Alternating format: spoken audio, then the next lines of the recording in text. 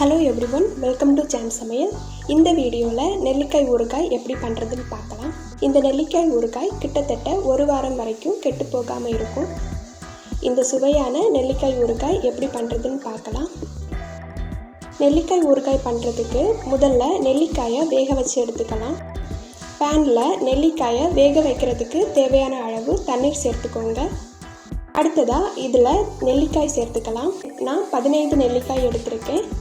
நெல்லிக்காய் மூழ்கிற அளவுக்கும் அதிகமாக தண்ணீர் சேர்த்துக்கோங்க. அடுத்ததாக இதில் 1 டேபிள் ஸ்பூன் உப்பு சேர்த்துக்கலாம். இப்போது இதை மூடி போட்டு வேக வச்சு எடுத்துக்கணும். 10 நிமிடத்துக்கு அப்புறமா ஸ்டவ்வை ஆஃப் பண்ணிக்கலாம். இந்த நெல்லிக்காய் ரொம்பவே சாஃப்டாக வெந்து வந்திருக்கும். இந்த மாதிரியே கத்தி வச்சு பார்க்கும்போது நெல்லிக்காய் ரொம்பவே சாஃப்டாக கட் பண்ண முடியும். இந்த பதத்துக்கு வந்த உடனே ஸ்டவ்வை ஆஃப் பண்ணிக்கலாம். அடுத்ததாக இந்த நெல்லிக்காய்களை சின்ன சின்ன பீசஸாக கட் பண்ணி எடுத்துக்கணும். நெல்லிக்காய் ரொம்பவே வெந்து வந்திருக்கிறதுனால கைகளாலே ரொம்ப சுலபமாக இதை சின்ன சின்ன பீசஸாக கட் பண்ணிக்கலாம். நெல்லிக்காயோட விதைகளை ரிமூவ் பண்ணிக்கோங்க. இப்போது நெல்லிக்காய் ஊறுகாய் பண்ணுறதுக்கு பேனில் நல்லெண்ணெய் சேர்த்துக்கலாம். எண்ணெய் சூடானதும் இதில் கடுகு, வெந்தயம், அப்புறமா கறிவேப்பிலை சேர்த்துக்கோங்க.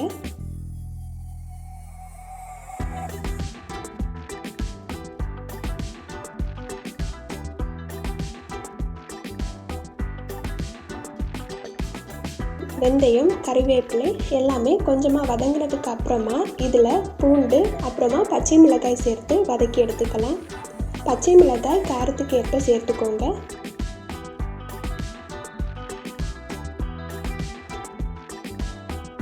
பூண்டு, பச்சை மிளகாய் இரண்டையுமே எண்ணெயில் வதக்கினதுக்கு அப்புறமா இதில் கட் பண்ணி வச்சுருக்கிற நெல்லிக்காய் சேர்த்து வதக்கி விட்டுக்கலாம்.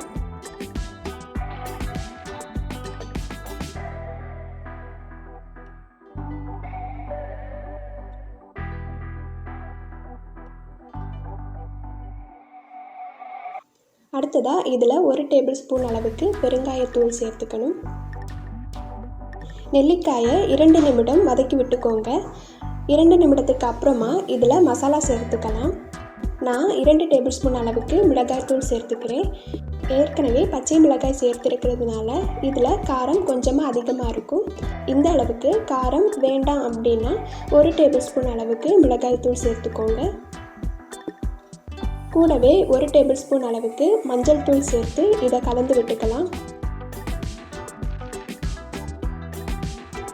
அடுத்ததாக இதில் தேவையான அளவுக்கு உப்பு சேர்த்துக்கோங்க.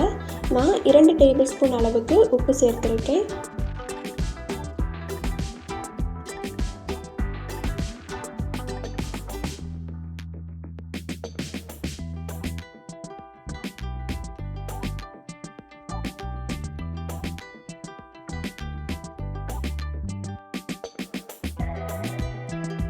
அடுத்ததாக இதில் 5 டேபிள் ஸ்பூன் அளவுக்கு தண்ணீர் சேர்த்து ஒரு மூடி போட்டு வேக வச்சு எடுத்துக்கோங்க.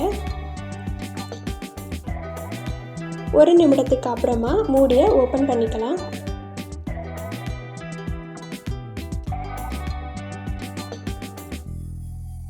அவ்வளவுதான், சுவையான நெல்லிக்காய் ஊறுகாய் ரொம்பவே ஈஸியாக ரெடி பண்ணிட்டோம். இந்த ரெசிபி பிடிச்சிருந்துச்சுன்னா ட்ரை பண்ணி பாருங்கள்.